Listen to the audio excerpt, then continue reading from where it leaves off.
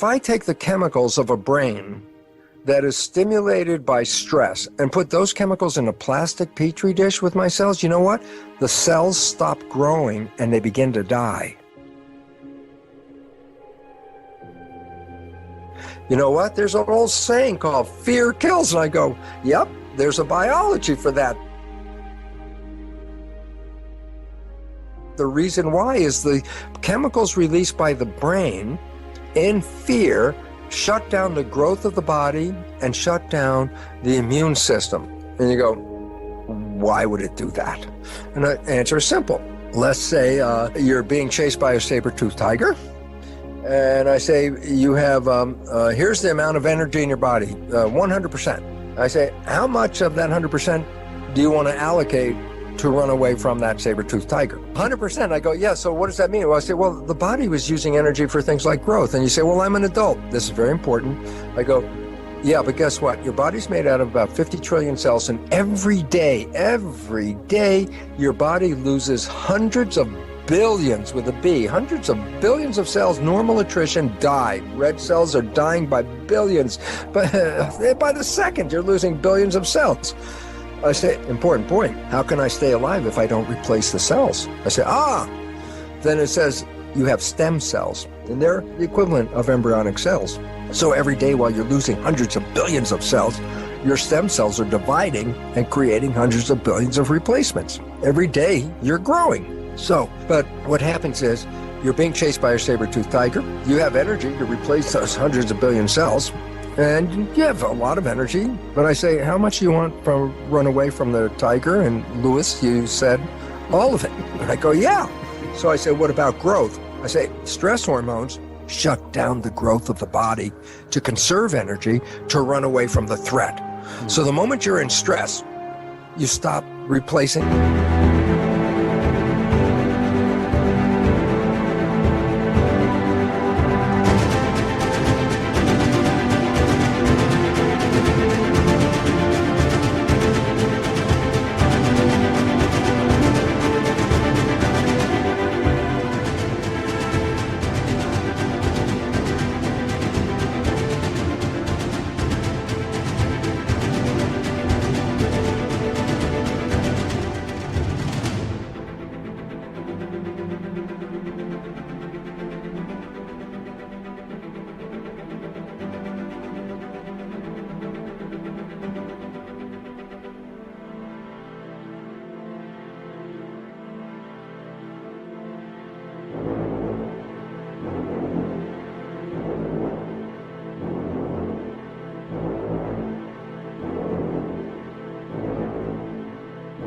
The body cells. Well, that sounds like a very negative thing.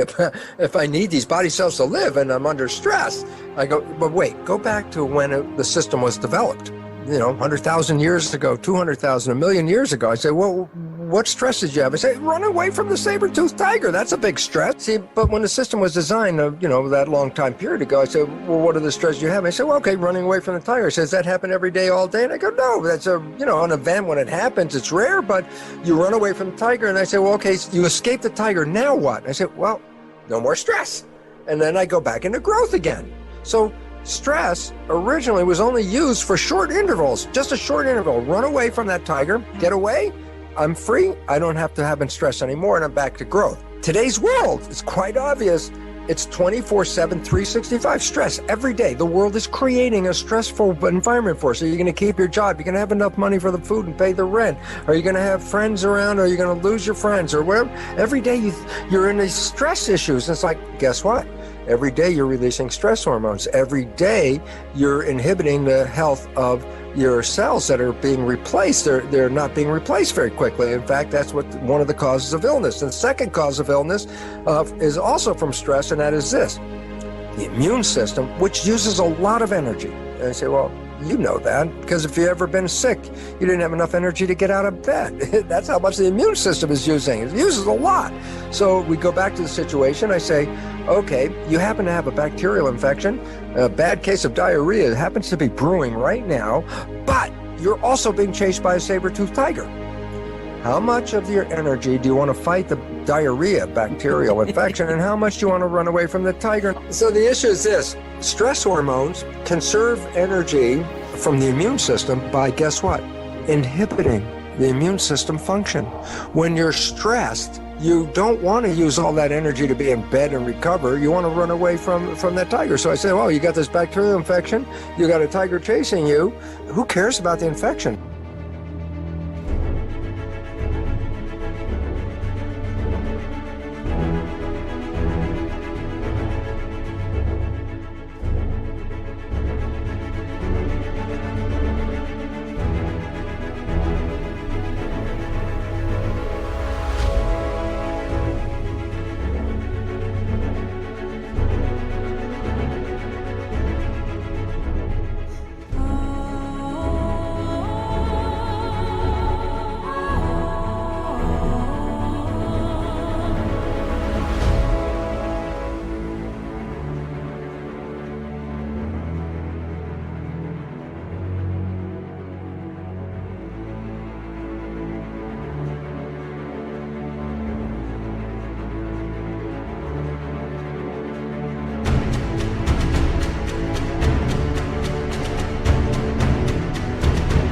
Simple reason, as Luis said, if the tiger catches you, the bacterial infection is not your problem anymore. And so the significance is stress has now done two things.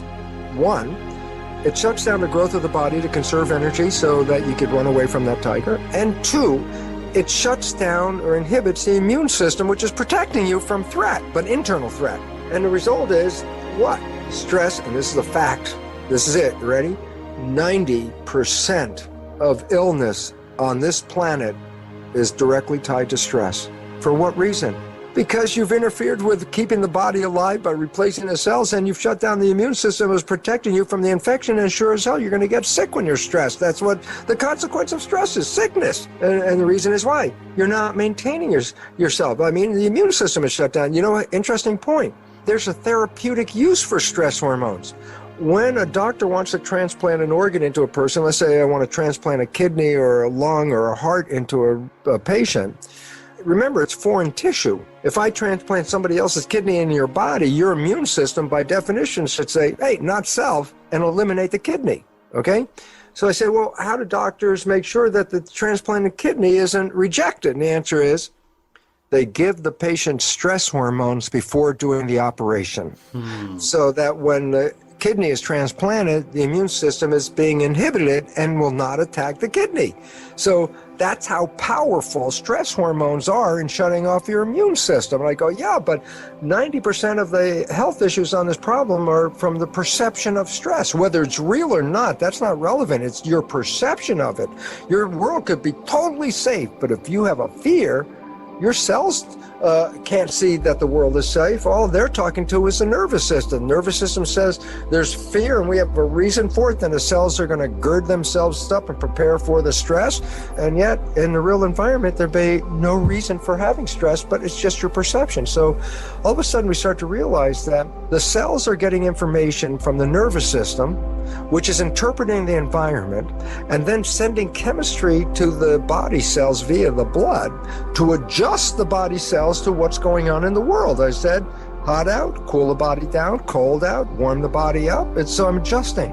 And the point about that is, since the cells don't actually see the outside, they only can gauge their activity by what the nervous system sends.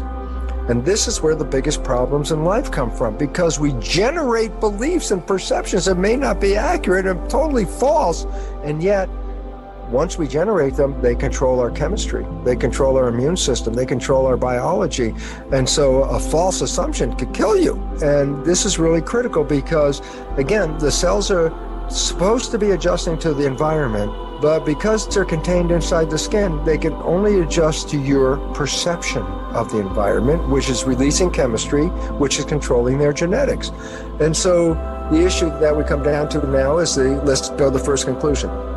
A, you're not controlled by your genes. The genes are simply blueprints that are controlled by the environment, and in this case of humans, very much influenced by your perception of the environment, separating environment from perception, because our perceptions could be right, but our perceptions could be wrong.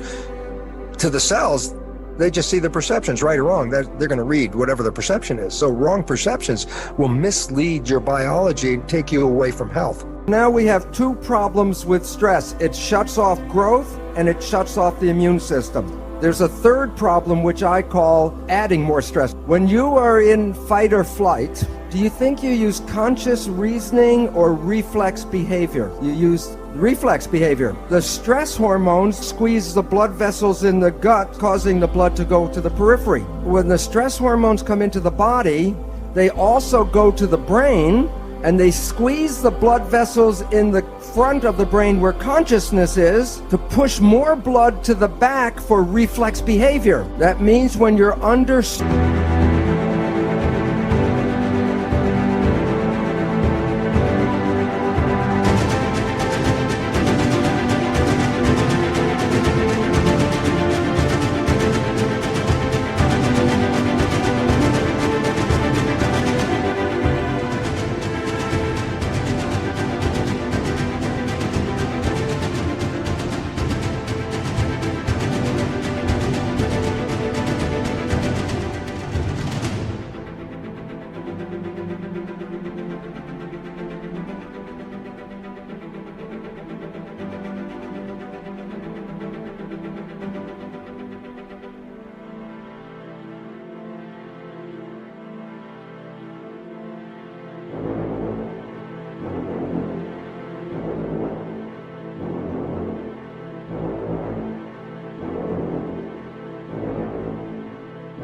stress, you are less intelligent. And for my example, I give you the people of the United States. And the reason is the government knows this.